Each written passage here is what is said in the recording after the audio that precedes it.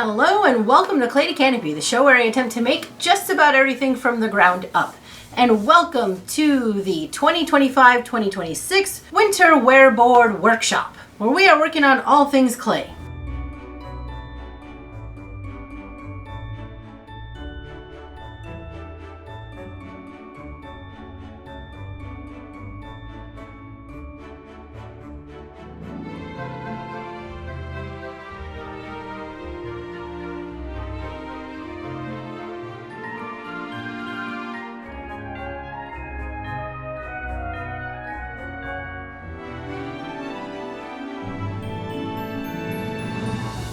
In this video, we are going to be working on some mugs and some tumblers. Some very easy soft slab technique that I'm going to be showing you to get your drink on. Let's get into this. For these slab mugs, you can make them freehand, not using a form, or you can use a form. You could use a piece of PVC pipe or a rolling pin. We're going to do it with both, and to prep up these things, I'm going to go ahead and wrap this PVC pipe in a little bit of newspaper.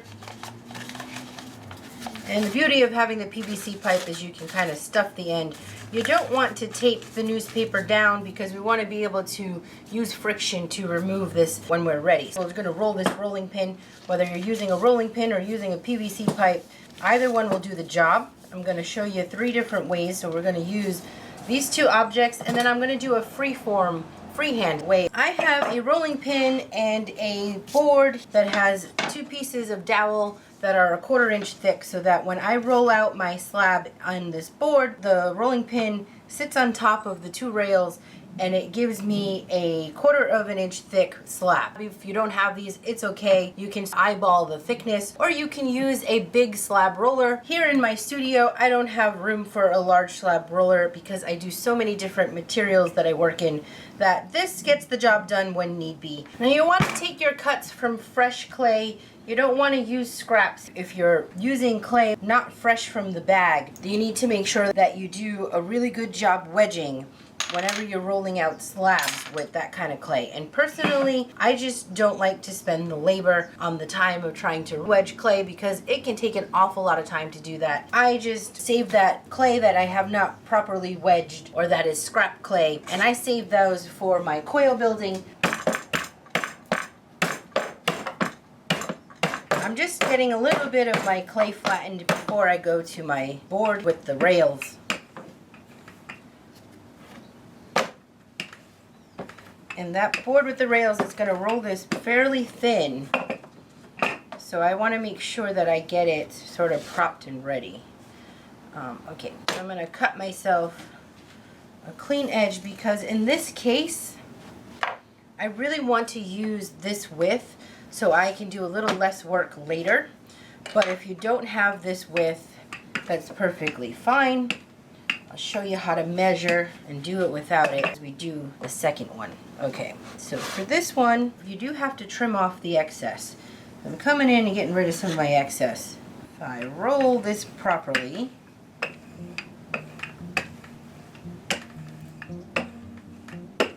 now I can trim from here. I'm going to do this one on my rolling pin. I'm going to use the edge of my paper as my guide. So I'm positioning the edge of my paper here on the rolling pin. And then I'm just going to roll until I hit that edge again. So I'm right about here. And I'm going to give myself a little extra. So roughly here should be enough to get me on that rolling pin. And I have a determined width, which is great, so I don't have to worry about recutting this width. And again, you don't want to tape your newspaper down, so you have to do a little bit of finagling. Now that I knew the height, I can just position that seam line in the middle. Now there's a couple different ways that you can join this together. Some people like to cut their slab on an angle, so for this one, that's what we'll do. I'm just going to hold my fettling knife at a 45-degree angle, and I'm going to cut a little bevel. Then I am going to cut this in the opposite angle. So I'm going to lay that down. I'm going to take an angle, the bevel edge, cut that little angle. Does not have to be perfect. I'm just taking a small angle off so that I have a flat. Now since this is fresh, soft clay, I don't even need to slip and score. these two pieces can press right together. If I wasn't using such fresh clay, you definitely would need to slip and score. But since I just rolled this out, this should be more than soft enough for me to join my seam line here and blend and blend. Now, of course, this height might not be suitable for you. Maybe this is too high. You can cut it down later. Or maybe you're making a tumbler rather than a mug with a handle. Then this height might actually work for you. I'm going to take this piece after I blended this really well and set it out in the sunlight to stiffen up a bit. Now you want to keep an eye on this. You probably don't want to do more than about 10 to 15 minute intervals. You can set yourself an alarm, especially if you have a really hot heat. I'm going to set this on some newspaper so it doesn't stick to anything and set it in the sun, and I will test it in about 10 minutes for stiffness. Now we're waiting for it to not feel so collapsible so that we can move on and attaching the bottom. But we need to have it have some form so we don't lose this beautiful cylinder that we have going on. Okay, I'm gonna go ahead and cut another piece of fresh slab. And I'm gonna take, about a ½ an inch worth. You don't really need too much. So this one, we're gonna do without the board. We'll do this one just using a rolling pin. And I'm gonna just go ahead and roll. But I do want to do this evenly when I roll, so I'm going to flip it over periodically.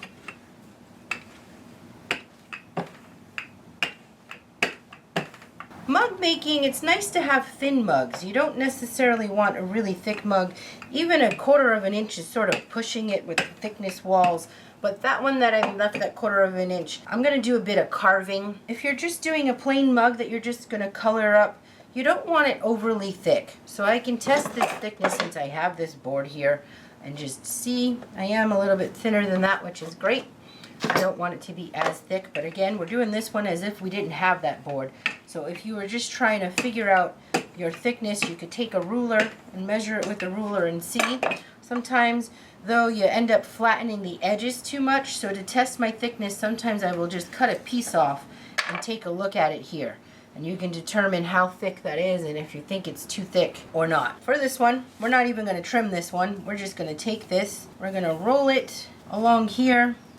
And for this one, we're going to do the button together look. So I'm going to just roll my extra just so I can see, right? I got a little bit extra. Now for here, I'm going to make sure I have it pressed up snug. Then I'm going to take my fettling knife and cut through both pieces. So I can get rid of the extra bits on the top, and then I'm going to peel this back and get rid of the extra bits on the bottom. Now this should be a snug fit. Can butt these two up together. And again, if you're not using very soft fresh clay, you definitely want to slip and score here, especially since you have this seam line that was just butted up together. So I'm going to go ahead and blend these two lines together. Some people believe that this is not as strong. Some people have no problem with this joint as long as you are able to catch it in time to blend the inside. In this case, I'm going to go ahead and trim some of this now. I'm just riding along the edge of my tube, so I don't want to have any cracking. So I'm going to pull that off, and I'm going to do the same on this end before this gets set outside. Now here's a great time if you wanted to add texture to the outside. I feel like these are going to be 2 little espresso mugs. I think I'd be able to cut this one in the middle and get myself 2 little small mugs on this one. But I think we should add some texture to this, because why not? As I roll in the texture, I'm elongating my form here, you can see, but I'm also thinning my edges. So I can keep this form in here loosely to sort of hold that shape, but I've now made a wider, thinner cylinder, which is not a bad thing. This one, I can stand it upright when I put it out in the sun. The one on the rolling pin, I have to make sure I keep an eye on it and rotate it so that I don't have any issues. So for this one, because it's freehand, you can make a freehand one pretty much any size. So the first thing I'm going to do is just clear myself a flat bottom. I don't like this seam line. I feel like this is a very vulnerable spot, so unfortunately, there goes the texture I put in, because concerned about that. Starting over, which is okay. Sometimes you have to start over. I'm gonna get myself a fresh cut here. I'm gonna pull this off the board, make sure we're not stuck. And then I am going to also give myself a fresh cut here. And now I need to determine how high I want it. Now's a good time to have a ruler if you're freehanding. So I think I'm gonna go to 5 inches looks good. And then because I'm using this right angle square, I can make sure I get perfect square to use against the other edge. If you don't have a right angle square, you could do it with a ruler too, where you butt up flat end of your ruler up against one edge to make sure that it's nice and clean. Now, freehanding, we're just going to loop it over itself. And again, since this is such soft clay, you still have that option if you wanted to do the bevel edge. But in this case, I'm just gonna blend this line, follow it up with my fettling knife. I got a bit of an overlap, right? I overlapped the two, got a good blend, and then I'm going to do the same on the inside. Very gently blend the inside, holding it. I'm going to be careful not to tear or rip your cylinder, especially if you're working with this thin of clay. I have saved my scraps from the other piece that I cut off, this flat slab, so I'm going to be plopping this on here. And if you'd like to trace a circle, you certainly could trace a circle to get this cylinder base. And if you want a wonky one, make it wonky. Maybe it doesn't have to be symmetrical at the bottom. Let's cut a square. People seem to like square bottoms. Since this one is the free-handed one, follow this line along. I'm going to have to eyeball first my square and see how much space I have. Okay, so if we're going to cut a square, I'm going to eyeball inside here to see just roughly how much space I have for that square. And it looks like I can do about 3 inches by 3 inches. So now I'm going to cut square-ish. Use that term very loosely, right? Nothing I'm doing here is really measured perfectly. I'm just kind of eyeballing most of it because it doesn't have to be perfect. If I wanted a perfect mug, I would go to the store and buy one that was cranked out in a machine or a mold. That's not what we're doing here. We're making handmade items. And with handmade, you're not going to get perfect, and that is totally fine by me. Okay, let's get this on here. Matching up our square bottom. And since all of this is super, super soft, again, I'm going to come in and blend the heck out of that bottom. For the sake of stability, I'm going to take some of those scraps, and I'm going to roll myself a really, really thin coil. Really, really thin. But since it's all so soft, I'm not going to slip and score because, again, this clay that I'm working with right now is so soft that I don't need it.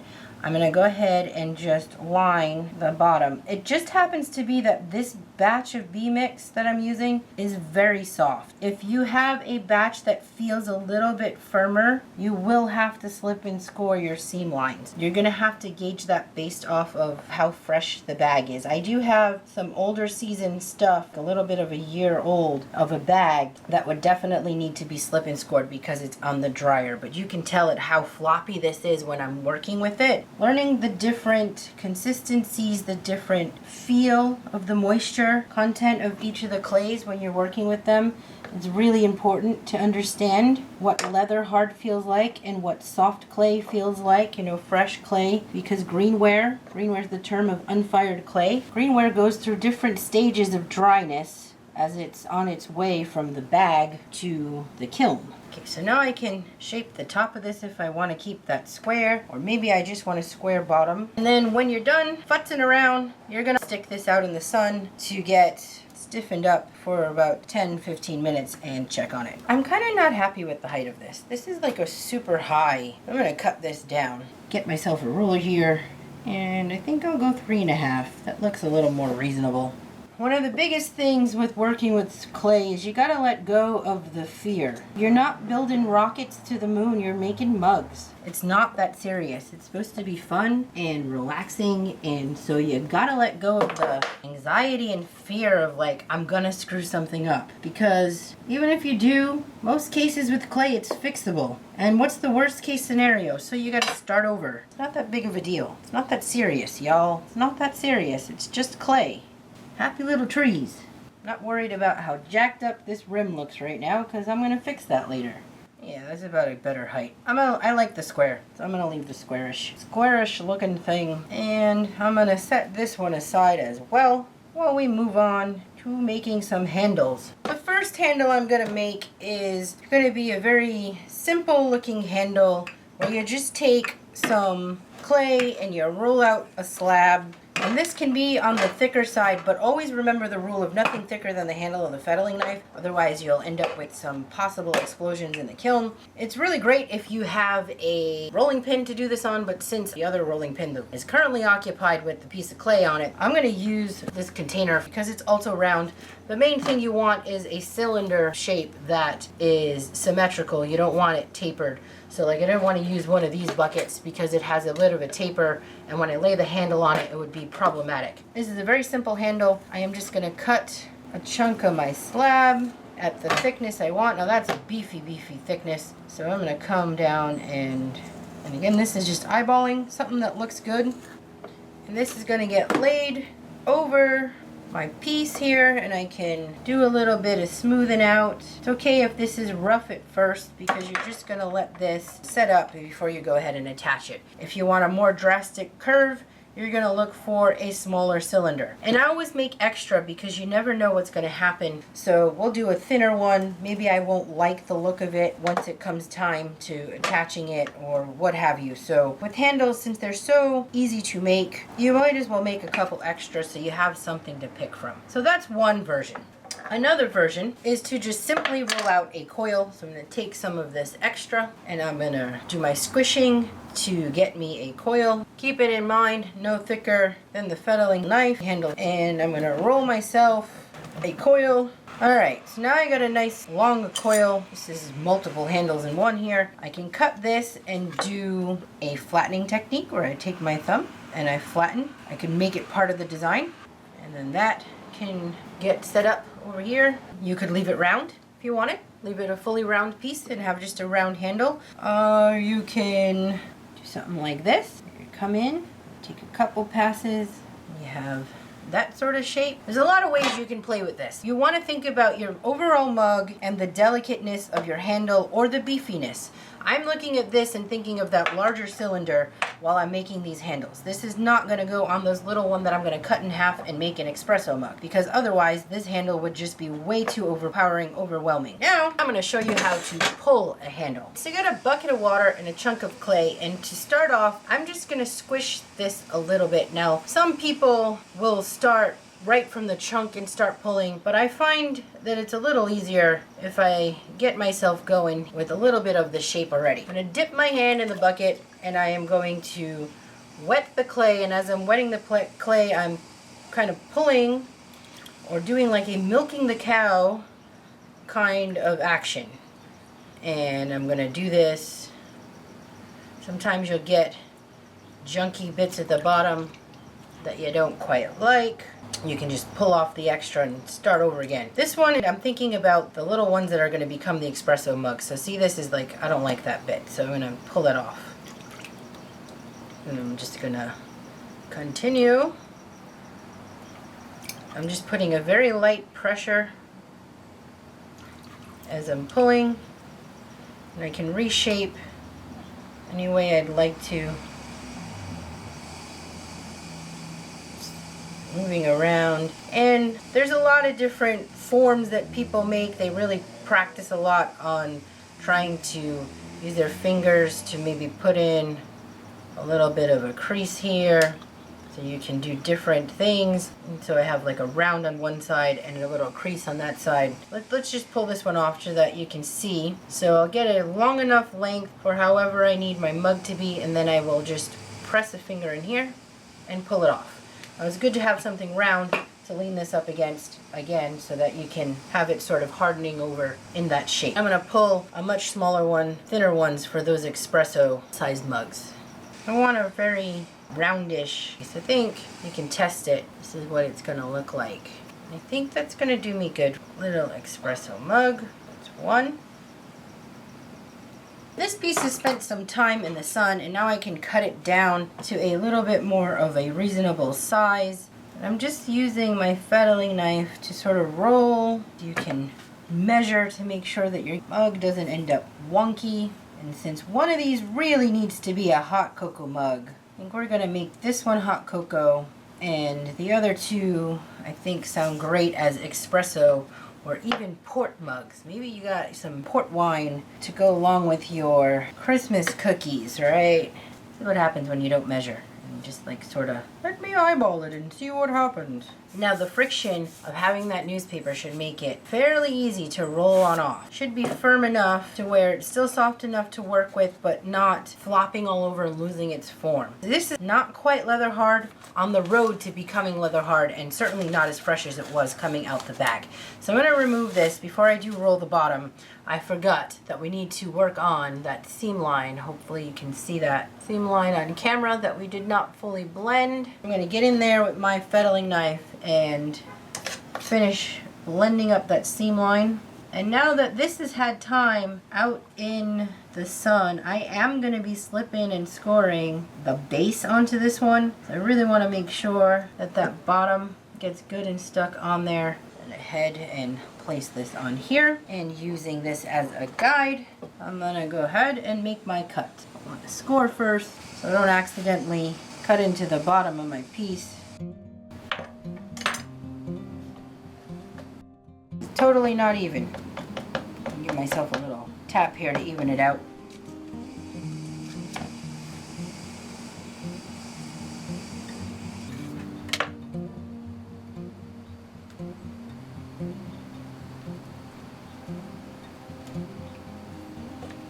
And I'm gonna blend the heck out of the bottom.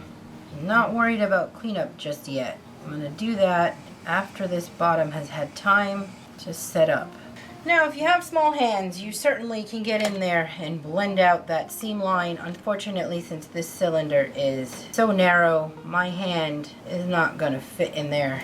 But I may be able to get a stick or the tip of my fettling knife, chopstick if you got one. I got a long popsicle stick. I'm going to use that to do my blending. You don't want to leave it too messy in there, because the way it goes into the kiln is the way it comes out. If it goes in rough, it's coming out rough. Alright, so one of the things I like to do is to thin out my rim. You can do this a couple different ways. First thing I want to make sure is that it's level and smooth. And then because I did a bit of that tapping, I'm going to take off some of this extra.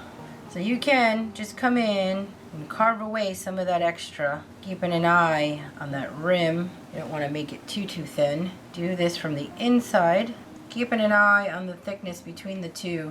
You want to try and make it even. I like to come in and just give myself a little pinching action. You can use the fettling knife to smooth that down. And I like to do a bit of a pinch to soften this edge. Now it's a toss-up. You can spend some time doing your decorating now before you put on the handle, or you can put on the handle and then deal with some decorating. It really depends on how delicate you are with working around the handle and how much decorating you want to do on the piece. For this one, I'm going to go ahead and attach the handle. I kind of like the look of this, but I feel like it's a bit on the big side. Now that I look at this, I feel like all of these handles are like almost too big.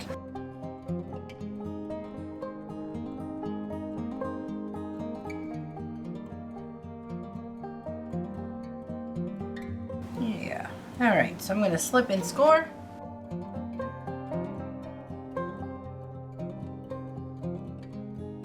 To help this handle along, I like to give it a little bit of a backup. Some people like to just put a little bit of coil and blend under here. I like to do this thing where you put a wedge under there and let the wedge do the holding, but you can do that with putting a little bit of a design on the ends of these.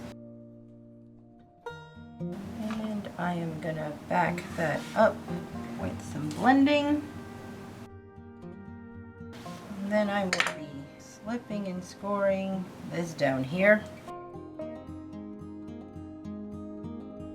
I don't go too crazy with trying to smooth it out right away while I'm attaching pieces. I like to get the piece fully attached, make sure it's secure, and then I'll come back and do a bit of cleanup once the things have had time to sort of set up. Same is going to happen for this handle. Take back of a small tool, press it in there. That really locks that bit into place. Alright, so I'm going to set this aside. And then when this firms up a bit, I can do design work around the side of it. Alright, so I'm going to take a quick measurement. We got about almost 5 inches, so I'm going to do 2.5.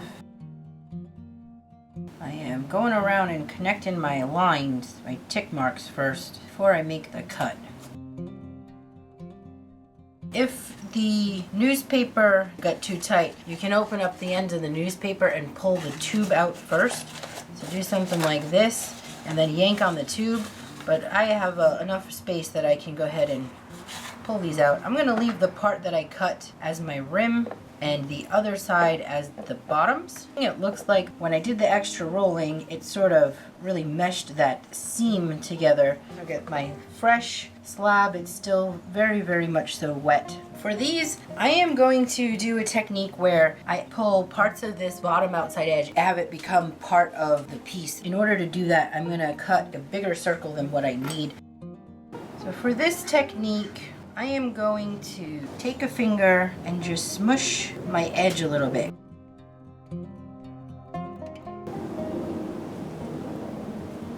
It should fit center there, and I can score.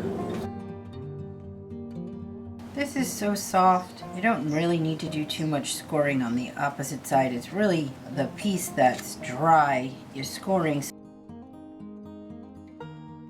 Alright, now I am gonna fold these up and leave my finger marks.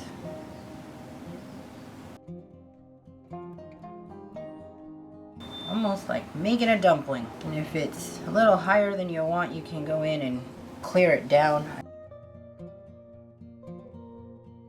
There's not much designing I need to do because I use texture. I do want to come in and use that stick again on the bottom. And then just like the other mug, do a bit of thinning on my rim.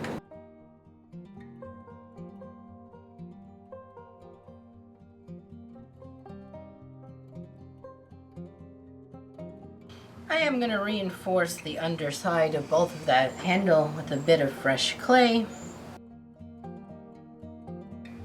Alright, there is my little espresso mug. In all of these cases, I'm going to wrap these up overnight after I'm done futzing with them so that they have a chance to really equalize, because we have different consistencies. We have wet slab and dry slab kind of all over the place, and we want to get it all one even dryness and make sure that these really stick on. I'm going to leave this one as a very plain tumbler, but I am going to clean it up a bit.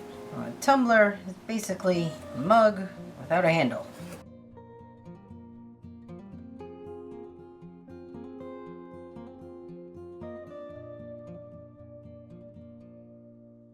I'm going to stop fussing with this one and set it aside.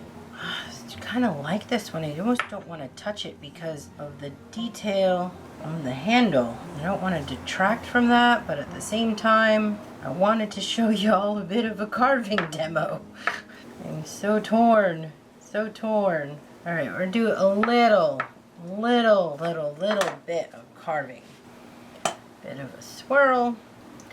I'm gonna have to be mindful of my handle. Some pulling happening. That happens sometimes where your handle may want to crack on you because of the different consistencies of when you applied it. So if you applied a very wet handle to a somewhat dry mug, as it dries, it may crack. That's why it's really important that when you attach things like handles, that you do cover up your pieces and let them set up, overnight. You want to pay attention to your wall thickness as you're doing your carving, because you want to ensure you don't carve a hole through your piece. Putting in this line allows me a place for some glaze variation. So when I do my glazing, I can glaze the top part one color and have some aid at separating for the bottom half. I'm just going to go around and carve only this subtle little detail. You can go to town carving away as much as you like. Then this will be done and ready for the kiln along with the other mugs.